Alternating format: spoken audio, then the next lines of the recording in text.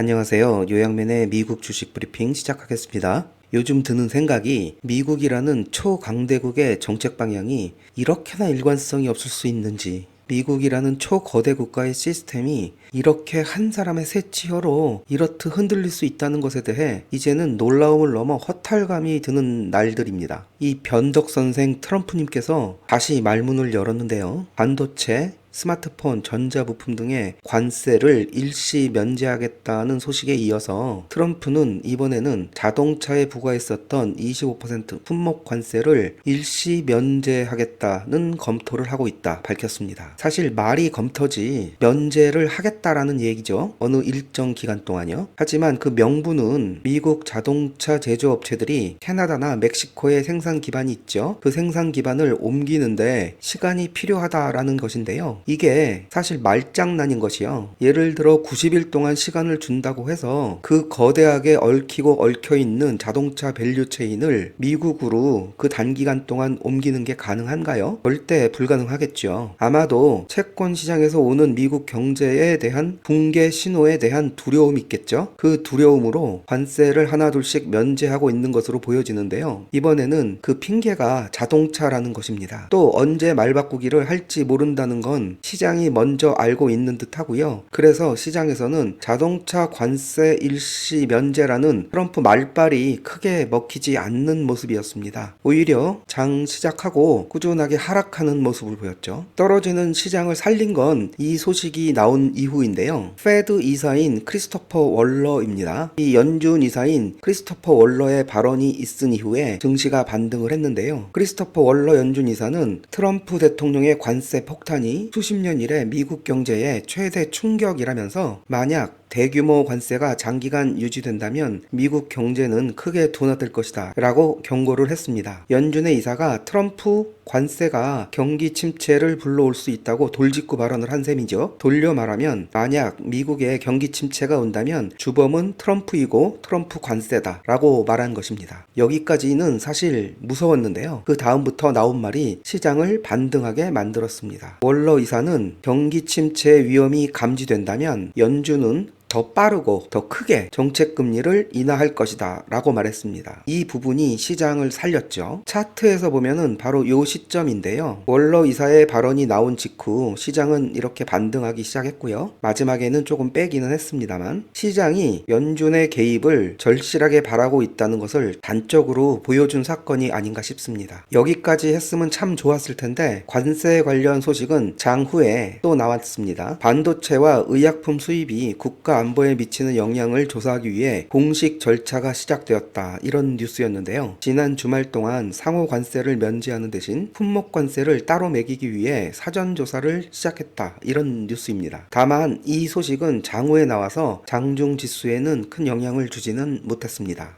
매주 화요일엔 팔란티어에 대한 개별 종목 분석을 진행할 예정입니다. 팔란티어의 현재 상황 그리고 주가 흐름, 주요 내용들을 점검해 보겠습니다. 먼저 데이터 한번 확인하겠습니다. 어제 종가는 92.62불이죠. 4.6% 상승하고 마감하였습니다. 현재 MDD 값은 마이너스 25.68%이고요. 전고점까지 가기 위해서는 34.55% 추가 상승을 하여야 합니다. 다른 빅텍 종목들보다는 오히려 좋은 상황이죠. 기간별 퍼포먼스 보겠습니다. 일주일 동안 38.96%나 상승을 했네요. 한 달 동안은 11.63% 상승입니다. 올해 초부터 지금까지는 21.55% 상승을 하였습니다. 지난 5일 동안 주가 차트 보겠습니다. 차트가 꽤 울퉁불퉁하죠. 수요일 장중 이 부분이죠. 트럼프 관세 90일 유예 소식으로 급등하였고요. 어제 이 부분입니다. 나토와의 계약 소식 때문에 위로 쭉 솟구쳤다가 다시 진정을 했는데요. 전반적으로 지난 5일은 우상향을 하는 좋은 모습이었습니다. 차트에 대해서 뒤에서 다시 한번 살펴보도록 하겠습니다. 계절적 차트를 작년과 재작년을 비교해 보면 흐름이 현재까지는 놀랍도록 비슷하죠. 이 세 개의 라인이 거의 비슷하게 현재 움직이고 있습니다. 작년도도 그렇고 재작년도도 그렇고 5월까지는 큰 상승의 폭은 없었습니다. 재작년,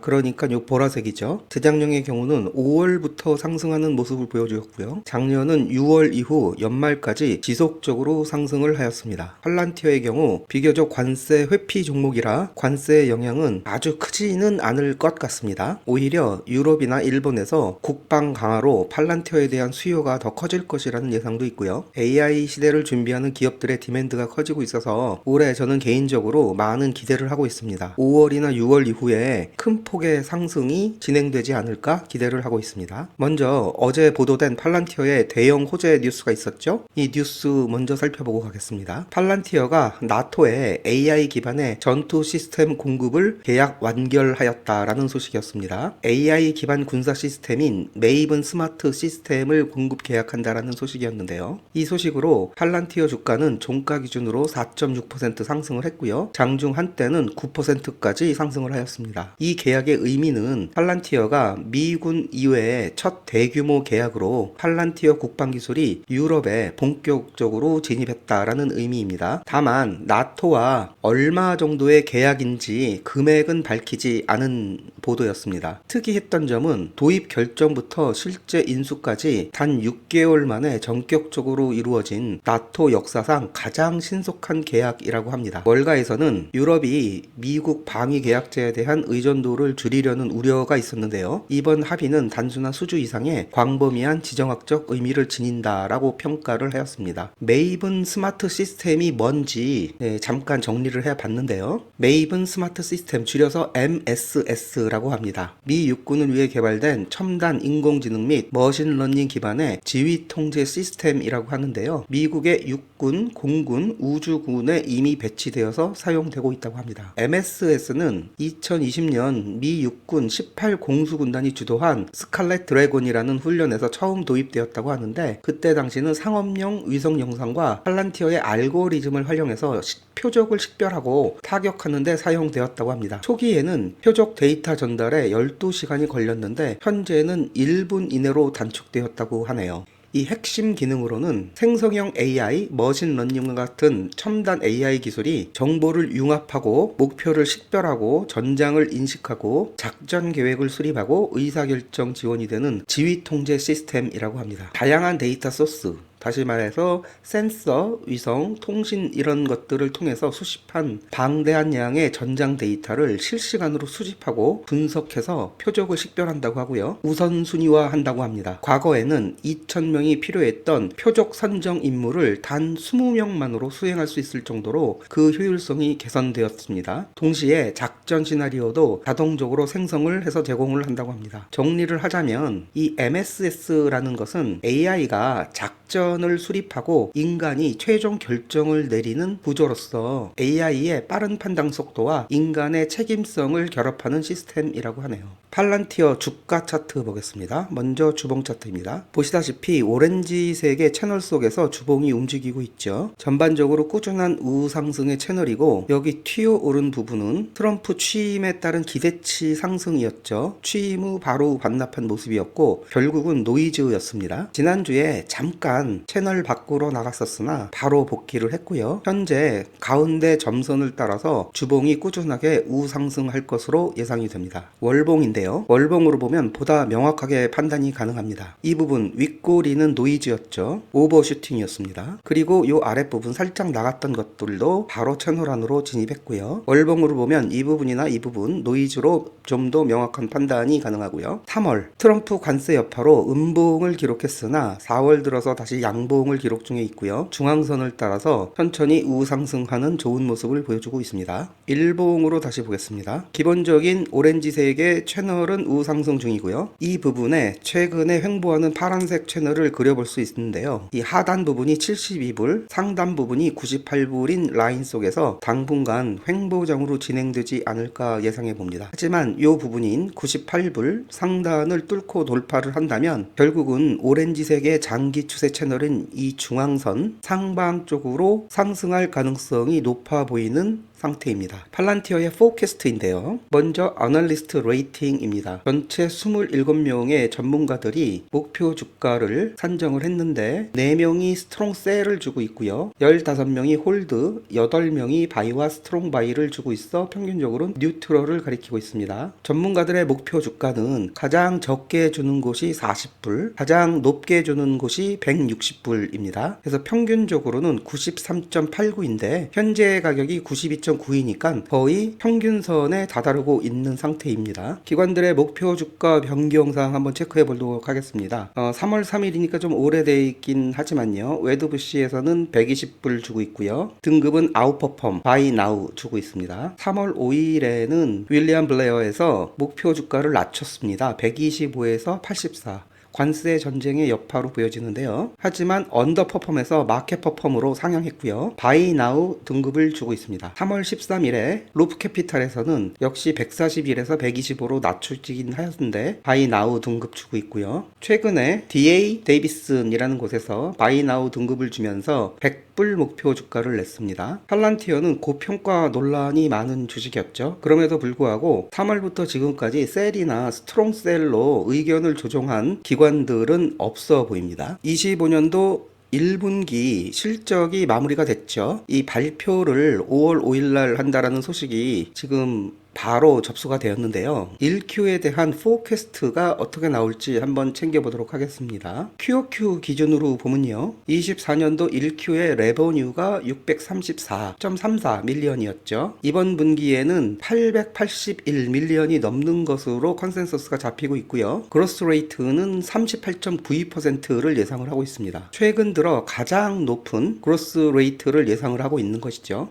EPS의 경우에는 24년도 1Q에는 0.04 달러였는데 지난 분기를 0.13불로 예상을 하고 있어서 그 상승률은 무려 230%나 됩니다. 여기서 보듯이 팔란티어는 25년 1Q에 굉장히 많은 일들을 한 것으로 예상이 되고요. 다가오는 실적 발표에 큰 기대감을 갖게 만드는 그런 상황입니다. 팔란티어 자잘한 뉴스들 한번 챙겨보겠습니다. 말씀드렸듯이 25년도 1Q 실적 발표하는 날을 발표를 했는데요. 5월 5일 월요일 실적 발표를 한다라고 공지가 되었습니다. 아크 인베스트먼트에서 팔란티어 주식을 추천한 소식인데요. 아크 인베스트의 CEO 캐시 우드는 지난 수요일에 바런스와의 인터뷰에서 도널드 트럼프 대통령이 시작한 관세 전쟁으로 인해 미국 경제가 경기 침체에 빠질 가능성이 높아질수록 기업들이 효율성과 비용 절감 전략을 모색하기 때문에 AI 시대로 전환됨에 더 적극적인 태도를 보일 것이다. 그렇기 때문에 팔란티어가 가장 큰 수혜자가